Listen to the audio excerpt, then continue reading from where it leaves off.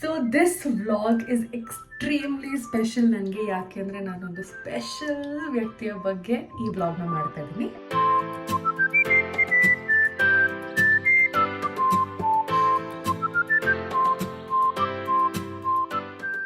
ಇವತ್ತು 300 ಮಕ್ಕಳಿಗೆ ಶಿಶುವಿಹಾರದಿಂದ 7ನೇ ತರಗತಿವರೆಗೂ 300 ಮಕ್ಕಳಿಗೆ ನಾವು ವ್ಯಾಸಂಗವನ್ನ ಕೊಡ್ತಾ ಇದ್ದೀವಿ. ಈ ಶಾಲೆ ಪ್ರಾರಂಭವಾಗಿ 45 ವರ್ಷ ಆಯಿತು. 45 ವರ್ಷದಲ್ಲಿ ಸುಮಾರು ಹೇಳ್ಬೇಕು ಅಂತಂದ್ರೆ 7-8 ಸಾವಿರ ಮಕ್ಕಳು ಈ ಶಾಲೆಯಿಂದ ಹೋಗಿದ್ದಾರೆ.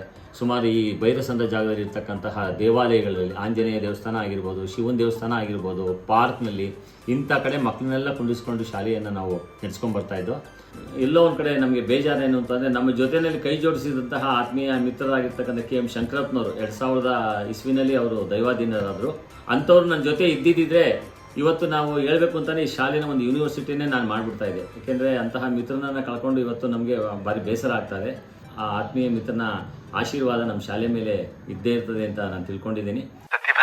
ಸತ್ಯ ಭಾವ ಸತ್ಯ ಭಾವ ಕೋಪವೇ